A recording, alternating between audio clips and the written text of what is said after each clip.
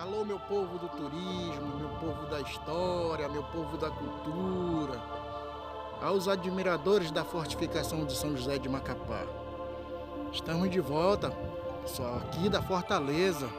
Olha só, estou mostrando para vocês essa beleza de fortificação. Estamos de volta para falar sobre os antecedentes que levaram os portugueses a construir essa linda fortificação aqui na margem esquerda do rio Amazonas. Olha só, que bonito o rio Amazonas, né? Nós vamos falar o motivo que levou os portugueses a construir uma fortificação imponente, né? De tamanho faraônico aqui nessa margem esquerda do rio Amazonas. Eu sou Amiraldo Silva, historiador da fortificação de São José de Macapá. Eu quero falar para vocês dos antecedentes que levaram os portugueses a construir essa fortificação aqui em Macapá.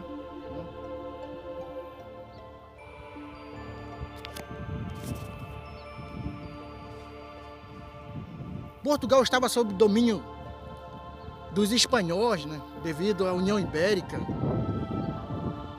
Eles não tinham pessoas para povoar, para defender essa região. Então eles delegaram aos portugueses essa missão. E os estrangeiros, eles não consideravam o Tratado de Tordesilhas, que dividia o mundo em duas partes, entre os espanhóis e entre os portugueses. Eles não aceitavam essa divisão do mundo. E muitos buscavam seus espaços. Aqui na Amazônia, por exemplo, nós tivemos uma série de invasões aqui. Nós tivemos aqui, em 1629, a presença dos holandeses e dos ingleses aqui. Eles construíram um forte chamado de, aportuguesando o nome, de Tal Regi. Esse forte ele foi construído na confluência do Mar Acapucu. E em 1629, Pedro Teixeira, o comandante, capitão Pedro Teixeira, ele foi nomeado, né? Ele foi nomeado para expulsar os ingleses e os holandeses que estavam estabelecidos nesse forte. E ele chegou, organizou uma tropa grande. As tropas geralmente estavam incutidas nas tropas, faziam parte das tropas os índios que eram bastante belicosos e conheciam muito bem a região. Eles faziam muito bem esse papel de acompanhar os ingleses, ou seja, os portugueses, nessas investidas contra os estrangeiros. E em 1629 ele expulsa, Pedro Teixeira ele expulsa os ingleses e holandeses e destrói o forte, porque o objetivo era expulsar, né, e destruir por completo, para que eles não voltassem a se apossar depois que os portugueses saíssem dessa região. Então era obrigado a destruir o forte por completo. Então eles faziam sempre isso. Toda vez que eles encontravam povos estrangeiros já estabelecidos na região, eles iam e destruíam, expulsavam e destruíam. No mesmo ano, 1629, o capitão inglês Roger North, ele tentou invadir o Gurupá. O Gurupá já estava ocupado pelos portugueses, mas ele foi repelido pelas armas do Pedro Teixeira, do capitão Pedro Teixeira. Roger North, ele não desiste, ele era um cara intrépido, insistente. E ele se estabeleceu no rio Amazonas, nas margens do rio Amazonas, e construiu o Forte Felipe. Em maio de 1631, Jacome Raimundo de Noronha, governador do Maranhão e Grão-Pará, ele organizou uma expedição para expulsar esses invasores que estavam estabelecidos naquele forte, né? Os ingleses estavam estabelecidos lá. Então, ele conseguiu êxito. Os ingleses amedrontados, eles fugiram dos portugueses e o forte foi destruído por completo, né? Era a estratégia, como eu falei, era destruir por completo a fortificação que já estava sendo construída, já tinha sido construída. Em 1631, os ingleses, a comando do Duque de Buckingham, construíram um forte na margem esquerda do rio Amazonas, chamado de Cumaú.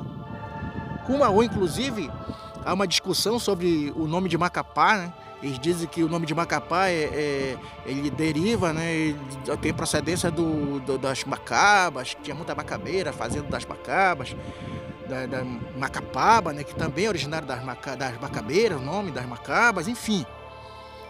Outros discutem a ideia que vem do cognome do Cumaú, que era Maçapá. Mas isso aí é uma discussão que ainda tem que ser muito analisada, muito estudada, né? Quem sabe que no futuro a gente vai conseguir determinar de onde realmente originou o nome Macapá, mas até então está em discussão, né? Está em análise, está em estudo, enfim, ainda não foi definido. Mas deixa para lá, então vamos continuar aqui. Os ingleses eles tinham se estabelecido no Cumaú, né? Eles queriam colonizar essa região aqui, plantar tabaco, enfim, eles queriam povoar a região. Feliciano Coelho de Carvalho, ele organizou uma expedição e nomeou o capitão Aires Chichorro e Pedro Baião de Abreu para que eles fossem até o Cumaú, né? O Cumaú ele fica mais ou menos na região ali da divisa com Santana e Macapá, um dos municípios, ali onde hoje é o nome de Fortaleza. O nome Fortaleza lá derivou justamente da fortificação que tinha lá do Cumaú, por isso o nome Fortaleza, Igarapé da Fortaleza. Então, ele vai nomear, né? Esses capitães aí, o Aires Chichorro e o Pedro Baião, e ordenar que quando eles chegassem lá, eles preparassem uma trincheira. Depois da trincheira preparada, eles viessem avisar Feliciano Coelho de Carvalho. Alguém viesse avisar. Mas tinha que ficar gente lá vigiando, lá sitiando a fortificação. Então o Aires Chichorro, ele parte para avisar Feliciano Coelho de Carvalho e deixa no local o Pedro Baião. O Pedro Baião ele fica com 10 soldados e 5.000 índios. 5.000 índios, né? Muito índio. Pedro Baião ele não se conteve, né? Ele percebe que os ingleses eles vão dar uma bobeira e ele invade a fortificação. Ele invade a fortificação e consegue tomar a fortificação. Consegue êxito. O capitão da fortificação, o Roger Frei, ele não se encontrava no local porque ele tinha partido para ir atrás de socorro, né? Que eles precisavam muito, a alimentação estava passando fome, porque os índios que ajudavam eles na caça e na pesca não estavam fazendo isso, porque o Portugal ele tinha criado uma estratégia do terrorismo. Se uma nação indígena ajudasse os ingleses, os inimigos de Portugal, eles iam ser com certeza que eles iam ser eliminados. Eles iam ser caçados, iam ser combatidos. Então ninguém queria isso.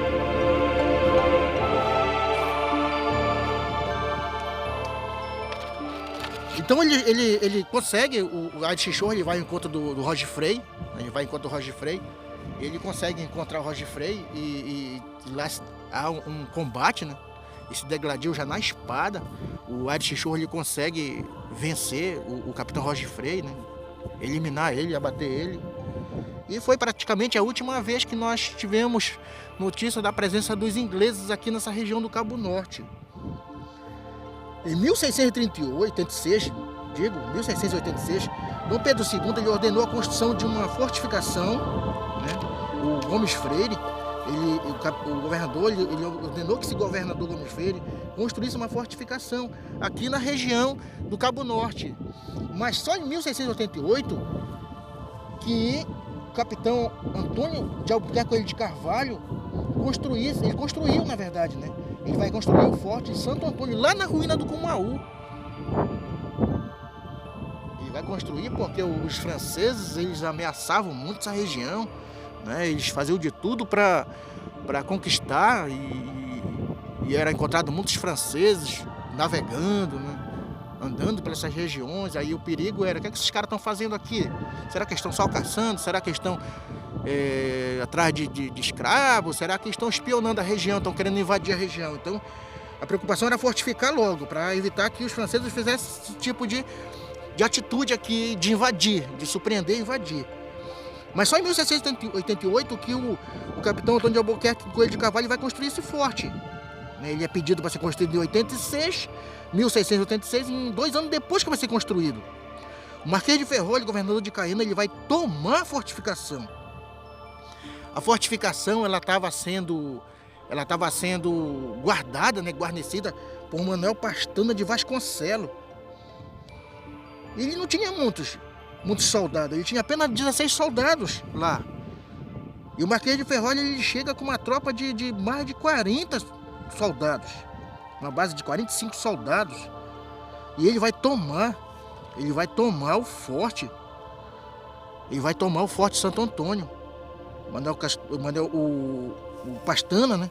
O Pastana de Vasconcelos, que é o Manuel Pastana de Vasconcelos, ele não faz força nenhuma. Não dá um tiro sequer para amedrontar, pelo menos, ou para defesa da fortificação. Ele entrega de mão beijada. Isso irrita muito o governador do Pará, né? Do Grão-Pará, do Maranhão. E eles vão organizar uma tropa para expulsar os franceses dali. Então ele vai nomear Francisco de Souza Fundão e João Muniz de Mendonça. Esses 2 capitães eles vão até onde estava o Cumaú, digo Santo Antônio, que o Cumaú já tinha sido destruído e foi em cima da base dele foi construído Santo Antônio. Eles vão lá e tentar expulsar. O João Muniz, ele vai depois, atrás, enviado depois para reforçar a tropa. Primeiro sai com uma tropa, o Francisco de Souza Fundão, ele sai com muitos soldados, 160 soldados e 150 índios. Veja bem, eu falei 160 soldados e 150 índios. É a primeira vez, ou seja, as poucas vezes no Brasil que a quantidade de soldados excedia o número de índios. Geralmente o número de índios eram maiores, mas dessa feita eles foram menores. E o Francisco de Souza Fundão, ele era um cara todo atabalhoado, não tinha estratégia nenhuma. Ele vai simplesmente chegar lá e vai querer atacar o forte, que estava bem guarnecido pelos franceses, né? Bem armado. E eles vão dar um revés na tropa do Fundão. Alguns homens caem, né? Tombam, morrem. E o Francisco de Souza Fundão ele ordena que os outros que sobreviveram batessem em retirada. Mas chega o João Muniz, né, com uma tropa, tá bem guarnecido ele, e ele diz que ninguém vai se retirar. Ninguém tinha autorização para se retirar, porque poderia ser até punido severamente se caso isso acontecesse. Eles iam ter que combater até a morte, mas os franceses não tinham que permanecer mais ali. Então ele vai conseguir derrotar e expulsar os franceses para Caena. Mas os franceses não desistem, eles tentam de forma diplomática que aquela região ela fique neutra, né? E aí é feito em 1700. Em 4 de março de 1700 é feito um tratado provisional, né? E o tratado dizia que essas terras não pertenciam nem à França nem ao Brasil, que elas eram neutras até ser decidida na justiça, né? De quem deveria pertencer. Então os franceses pediram que fosse destruído todas as fortificações que estariam lá naquela região, né? Mas os franceses sabiam do interesse de Portugal, da França. Os portugueses sabiam desse interesse deles e sabiam que o objetivo, na verdade, né, era destruir para não haver defesa e para eles poderem se apossar do território. Os portugueses não destruíram, o forte permaneceu, o Santo Antônio permaneceu lá e, na verdade, ele vai desaparecer devido ao tempo, né? As intempéries, o próprio tempo, ele vai ajudar a destruir o forte, a desaparecer com o forte. Mas ele permaneceu por muitos anos lá. E já no governo de Mendonça Furtado, de 1751 e 1759, que ele vai se preocupar com essa região de Macapá, ele vai perceber, né? tinha visto os séculos passados, as invasões, né, os interesses dos inimigos de Portugal pela essa região bastante fértil, promissora, eles vão se preocupar com a defesa dessa região aqui. Mas no governo dele não é feito nada, não é feito nada. Em 1759 ele vai embora para Portugal, trabalhar nos negócios ultramarinos de Portugal, como secretário. E ele assume aqui o governo do Pará, Manuel Bernardo de Melo e Castro. Já Manuel Bernardo de Melo e Castro, ele veio aqui em Macapá. Aí ele percebe a dificuldade que tinha de defesa, já a necessidade de construir alguma fortificação para a defesa do forte, porque da região, porque eles tinham construído em 1738 aqui em Macapá, no sítio dessa fortificação onde eu estou mostrando para vocês aqui, ó. Aqui, justamente aqui, eles tinham construído um fortinho, que já não chamavam mais nem de fortinho, chamavam de presídio de Macapá, que não dava para defesa alguma. Eles diziam que morava apenas um soldado com a mulher dele dentro, e mal dava para abrigar-se de animais selvagens, não dava para abrigar-se mais dos tiros dos inimigos de Portugal. Então ele vai pedir para construir um forte de faxina em 1761, aqui nessa região, bem aqui onde eu estou mostrando para vocês, aqui na frente da fortificação, aqui de frente para o rio. Foi construindo um forte de faxina, que foi o embrião da fortificação de São José de Macapá. Isso eu vou falar para vocês em um outro vídeo, tá? Eu vou parando por aqui, porque eu não quero que esse vídeo fique muito longo, muito alongado, para não ficar chato. Mas eu prometo para vocês voltar num outro momento, num outro vídeo falando dessa fortificação aqui, ó. Dessa fortificação que vocês estão vendo aqui, ó. Tá? Valeu, pessoal! Se inscreva no vídeo, ou seja, se inscreva no canal Amiraldo Silva Historiador. Deixe seu like, ele é muito importante para que o YouTube reconheça que o conteúdo agrada a vocês. Falou, valeu!